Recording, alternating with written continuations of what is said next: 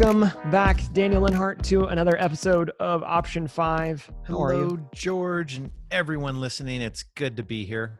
You don't know what day it is, but I do. And that's not what matters. What matters is that you're here. George and I are here. And we are so appreciative that we get to be here with you. It's so much love. I'm going to keep going unless I should stop. No, I think it's good. Just lay it on thick. Like how much do we love the fact that people listen to this podcast, that our voices are inside their ears? That's right. It makes us feel liked. It's not that we need to be liked, though. I just need to be praised. We just want people to praise us. Yeah. What is that from? Oh, Michael Scott. Oh, that's right. The Office. Dan, last episode, we talked about this lovely thing that we do based off of kind of the 80-20 model that Google created a bunch of cool products from, that maybe was inspired a little bit by Startup Weekend to create some ideas, build some products. We attempted to dial down the entire company and for a whole week, which when we were only 7 people was maybe a little less risky than 40, but That's still, right. I mean, it's the whole, we didn't make any money. That was a lot of hours. A lot of hours, a lot of people, a lot of hours. But it paid off. Turned into It was the platform we needed. It was a launch pad. A launch pad. I like that. Yeah. That led us to a thing called Lab Fridays. Every other Friday, we dial down all client work. We work on continual education, experimentation, camaraderie. Yeah, that's a good word. I Contemplation. I was going to say something that literally didn't make any sense and may have been inappropriate. So I'm just not going to say If in doubt. If in doubt, keep your be mouth appropriate. Shut, George. Yeah. Just a really fun day of trying new things, which then led into how it applies to the work that we do on a day-to-day basis with our clients. We get to bring that innovation to our clients, but maybe not take the risks on our clients, if that makes sense. Now, about a year and a half ago, it was the beginning of 2019, in the day of our Lord, I don't know, I was going to go there. Yesteryear, we had 2 amazing individuals from our team, Mandy and Andrew, come to us. I think it was before the holiday break. Yes. 2018. And it was like a few days before. Yeah. Hey, fearless leaders. I don't think they said get out of our way. Get out of our way. We want to talk to. No, they said I keep clicking my pen. I got to stop. We think that we should do something a bit more structured with our Lab Fridays, something a bit more intentional with this time, and we want to try to build some real products, not just some experiments. We want to double down and actually launch some stuff. We said, well, okay, what does that look like? And then they put together this incredible document that was like a manifesto of Crema values wrapped in Crema Kool-Aid. I mean, they laid it on thick. I mean, they were really trying hard, and they succeeded. We were like, how can we say no to this? That's right. So basically what ended up happening is they put together a plan for what would it look like to pitch product ideas. The leadership team would then make a final decision on which ones get selected, form teams of, I think the goal was like 4 to 6 people roughly. And how can you try to build a product in 21 days or something close to that? Because it was about every other Friday. And we said, yeah, let's do it. So those initial pitches kicked off. I'm trying to remember how many there were that actually pitched. Maybe 7? Yeah, I was going to say, 6 or 7. And then the way we chose. So, okay, let's take a step back. We had several submit ideas. Oh, that's right. There was a submission process. Gosh, I don't, maybe 10, 11, something like that. Submit ideas, and the leadership team dwindled them down to, 7 or so that could then pitch before the company. And then there was a call for volunteers, basically, of who would like to join this person on this product idea. And then basically whoever was there available, and also the role that they needed. Yeah. If they came forward, that idea could move forward. And I think we ended up with 4 or 5. I think we ended up with 5 actually Yeah. that were able to move forward. And it was interesting. We described it as we're building the plane on the way down. Totally, because we didn't know exactly how it was going to work or how That's long right. it would take. Yeah. And so from that, we've learned that we were thinking in quarters, but what we've realized is that a kind of trimester Yeah. type structure works really well because you can truly get, so if there's 26 Fridays in a year, after holidays and all that's said and done, you can really get only about 21 of those Fridays. And Yep. so Yep. we divided those into 3 7-week or 7-day trimesters. That's worked really well actually. And um, since year one, what our focus on Venture Lab has been to how do we make it more sustainable. Mm-hmm. It's very Mm-hmm. similar to what Innovation Week started out and where we landed, of like how can we continue to iterate on this to where it becomes a sustained part of our culture. Yep. And so far I think we're doing really well. I mean, the first year, again, we had to work out a lot of things. We had to put together kind of a non-written curriculum that we had in the heads of certain people. Yeah. um, and each team did great. It was so fun because we ended last year to where they were able to demo, and it wasn't a pitch. It was more of I'm going to show you Uh-huh. what all we Progress. got done. Yep. Yep. And so we were able to invite a bunch of people that are important to us, people, In the friends, and community, just, friends. Yeah. and It they was a were able to fun day. That come. was cool. Oh yeah, yeah. It was our own very own demo day, and then the champions, as we call them, of each Venture Lab team, they were able to go up there and say, "Here's how it started. Here's what we've done, and then here's what's next." And so, And out of yeah. the 5 teams, one one dropped out, meaning Mm-hmm. like they built a prototype. There was a competitive landscape. None of them were super passionate about the idea. It was kind of like, this would be kind of fun and we could do it. And they did it. And then it was like, Mm-hmm. I don't really want to do it anymore. Cool. Let's not waste time continuing to spin on this. So they dialed down and actually ended up joining other teams. Mm-hmm. Not everybody in the company participates in a venture lab team. A lot of people still do Lab Friday continual education experimentation. This is only a small group. I'm not trying to think of like what the percentage wise of the company is on a VL team. Not everybody. Yeah, I would say 40% Yeah. Yeah. Oh, okay. Yeah, participate in that's Venture about Lab. half, a little less than half. Yeah, And each team has anywhere between, I think the smallest team might be 3 or 4 people. yeah. I would say on Uh, average, yeah, there's four people or so. and out of that, what's really exciting is all the way up until demos at the end of last year, almost all the teams got a product built, whether it was an MVP, a prototype, or actually launching to the market. Um, a real quick recap: we had one team that picked up an existing product we had built in Lab Fridays before. They picked Mm-hmm. it back up, Scorebot, Mm-hmm. and continued to iterate on it, rebuilt it because it needed to be updated. It hadn't been touched in a few years. Started interviewing clients and users and figuring out what they liked, what they didn't like. Found out that a bunch of people were using it that we didn't even know. That was just like a really fun experiment. Um, and then there was Cup, which is we're coffee nerds. So like tracking the coffee brews that you're making every day. And they got their prototype up and out, and there is a version available, but they continue to iterate on it this year. And then Avera, Mm-hmm. which is the plant tracking app, which if you've been Mm-hmm. following our YouTube channel, go check out Crema Labs YouTube channel and subscribe right now. We just put out 5 videos about the success that Vera saw. Mm-hmm.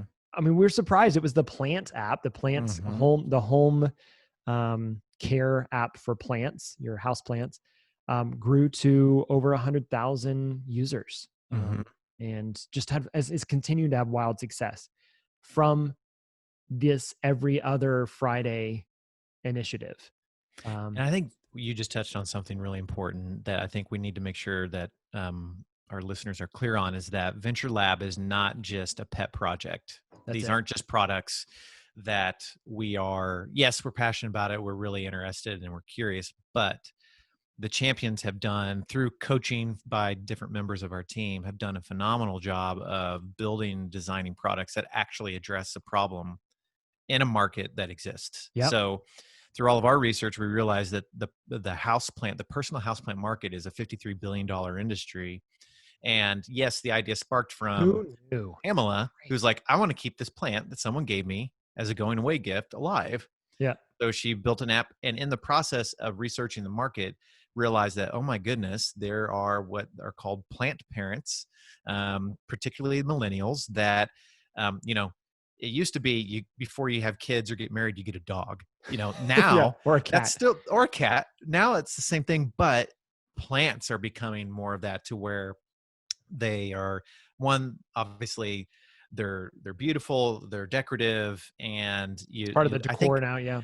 and I think there's something about just the challenge of keeping something, like tending to it and Hmm. nurturing it and Sure. keeping it alive. That's just, it's therapeutic and it's fun and it's just gratifying. And so, anyways, this market has exploded. So that's for Vera, but even Cup Cup, again, growing coffee market, growing market of those that are actually connoisseurs. Yeah. They're not, Specialty coffee. Yeah. yeah, they may not be This is not the roasters, Folgers app. This is not right? the Folgers app. But even just your regular consumer is Yeah. becoming more and more adept at coffee and the way it's grown and what they Yeah. like Yeah. and what they don't like. And so, again, addressing a real market. So the key thing here is, if you hear us ever talk about Venture Lab, it's think tank slash startup creator Hmm. and business creation brought together. It's the idea of like truly wanting to build startups that aren't just going to be around just so we can play with them.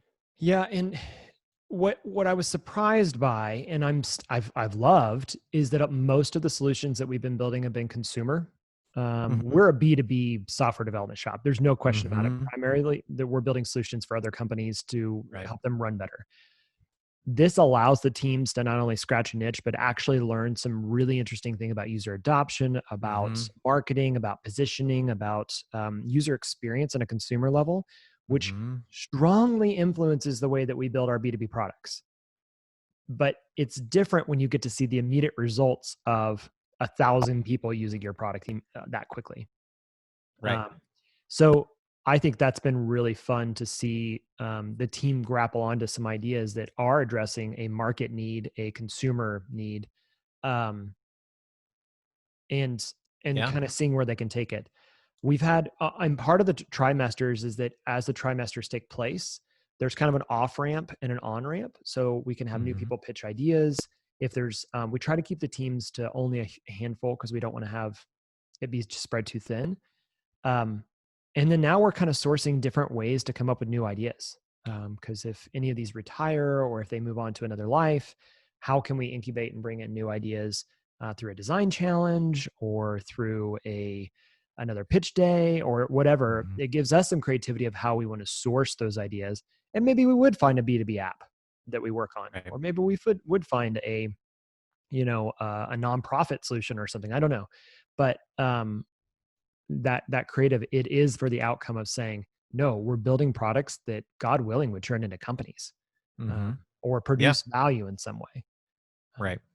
And it's So if worked. you, oh yeah, yeah, absolutely. If you were a new Crema employee and you said, I want to be a champion for a Venture Lab product, here's some things that you might learn or have to essentially go through in order to be the champion of a Venture Lab team. And so Yeah. things like validating your idea. So I'm just going to list off a bunch of exercises. They go through Lean Model Canvas, which is a tool we use in order to understand a whole bunch of different things, predominantly the problem solution, who's your customer, also marketing. So we're really realizing that even early stage, you need to kind of start to figure out what might your growth plan be Yeah. as you start to, because you'll build your product in conjunction with how you want to promote it and distribute it out into the market. And so you need to start thinking around what are the key metrics, how Hmm. might you go about distributing the product in the market based off your user, how are your users going to acquire it, that sort of thing. And then the biggest thing that we try to really talk about, particularly at the end of year one, beginning of year two of a venture lab team, is their revenue model. Hmm. So, what does it look like for you to launch this product into the market so that someone might actually pay for it? And there's so many different models. and there's so many different ways to which you could charge for it. So there's subscription model, there's licensing, there's freemium model, there's affiliate marketing. I mean, there's so many different ways you can make money off advertising, you allowing people to advertise on your product. So those are things that we work through. And then as they start to kind of put these plans together, they're building the product at the same time with all of these Yeah, in totally. mind, so that as they continue to iterate on it, they can start to think about scale. How might we scale this product so that it can start to serve more users? So it's not just designing, it's not just developing, it's designing, developing, and also getting the product into the market and then responding to customers' questions, bugs, Uh-huh. feedback, Uh-huh. criticism, and how are you going to address it? So you're really becoming a little bit of a startup CEO, which is kind of fun. Yeah, the champions really do. And many of them either have that entrepreneurial spirit or they're pushing themselves to have that entrepreneurial spirit. And it's Hmm. really cool to see them go like, guys, what do we do? People are like, we're getting feedback on a daily basis. And that does become Right. a challenge. So talking real quickly about a Yep. couple challenges as we wrap up here. Um, some of the challenges are that when something does start to get traction, it's really we're still trying to figure out what to do with it. Um, Right. I Yeah. mean, primarily because when I say get traction, it may be user adoption traction and there's no revenue directly coming in yet that could supplement enough of the staff that we continue to work on it. We've never raised funds around this idea. We've talked about that, full Right. transparency. Um, but primarily it's a place where we say, can we actually produce products that can grow into a user base, solve a problem, ideally start to make money. Yep. Um, but it is that weird in between of when it starts to get tractions, not yet making money, distracts us from client work, because it's only being done every other Friday, but now has users that are demanding a level of service that it just is more than what every other Friday can support. Right. So that's probably the transition period that we're in right now, is trying to figure out how do we transition the ideas from prototyping, MVP, release, early adoption to the life of their own. Right. And Yep. that's exciting because we're actually Hmm. having products that are experiencing that. Hmm. Um, and then we want to turn this into a model. This is something Crema's not going to slow down. If anything, we might speed it up to do more of it.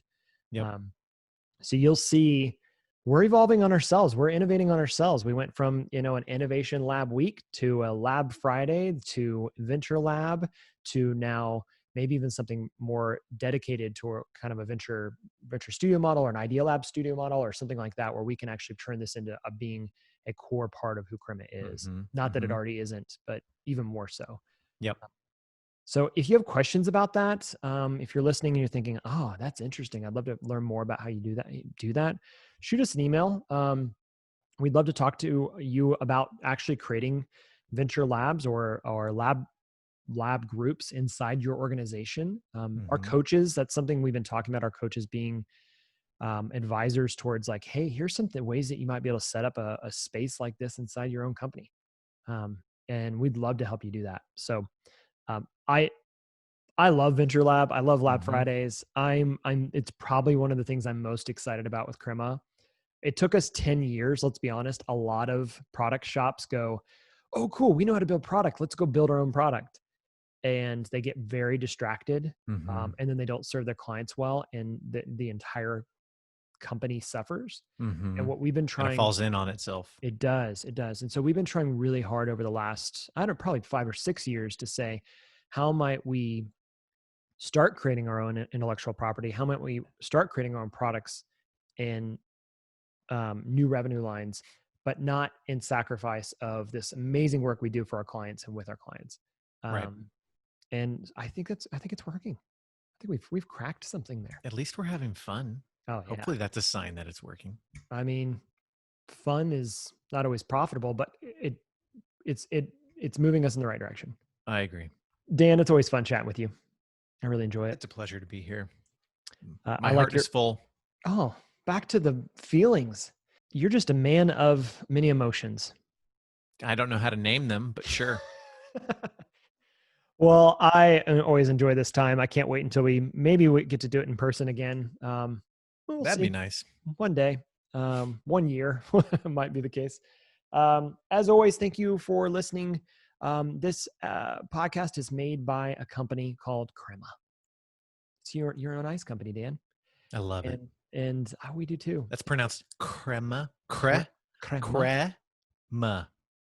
Crema.us. Check us out. We are a digital product agency that's helping scaling innovative companies build and design products that help them and their individuals do the best work of their lives. Mm-hmm. We love what we get to do. We love who we get to do it with. And we've handpicked really incredible people that care about people and happen to build technology, happen to design technology. And I think that's pretty unique in a world that is often about output over outcomes. We're trying to move outcomes forward with through relationships. So if you want to be in a relationship with us, if you guys want to hang out, want to hold hand, maybe hold hand now. Have a virtual coffee. Yeah. No, if we can work together, if we can partner together to help you achieve your goals, we'd love to do that.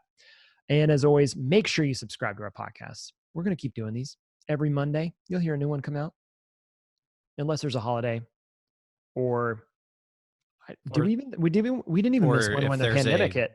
If there's a holiday that one of us thinks there's a holiday, but it's really not. I mean, you'll still hear from us. Okay, it was an accident. Are we going to take Friday off before the 4th or Monday off? The difference between and or is really important because it can save lives. The question was raised, are we taking Friday or Monday off? And I heard we're taking Friday and Monday off. I own the company. I should know this, but I did not show up to the first meeting. And I just was like, man, people are really active on Slack for a day off. Usually it's the other way around. It made me laugh. Well, thank you guys for listening. And I think you should share this podcast. Who else would want to know about Venture Lab? You should share this podcast with anyone you know that is in investing, is in venture capital, private equity, anyone who's... Elon Musk. Yeah, anyone whose name is Elon Musk. Yeah. Although I don't know. I don't know. He may not be available. Maybe not. Yeah, I think what we're saying is you should share it with someone who would want to fund it, is what we're saying. Yes. Anyways, it's always fun chatting with you, Dan, and I think I'm probably going to see you on another episode soon. I hope so. I know so. All right. Okay. Bye.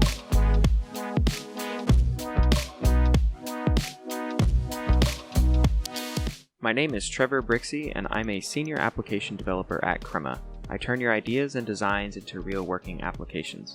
I mostly work with a product team in my day-to-day. For me, that looks like 2 developers, a test engineer, and a product manager. I enjoy working at Crema because they value who I am not only as a developer, but as a person. Crema provides the challenging work that makes me grow as a developer. I also have to shout out everyone I work with for pushing me to be the very best. Option 5 is a podcast by Crema, a digital product agency that creates web and mobile apps for disruptive companies and industry leaders. We believe that design, technology, and culture can help create a world where individuals and companies thrive. Learn more at crema.us.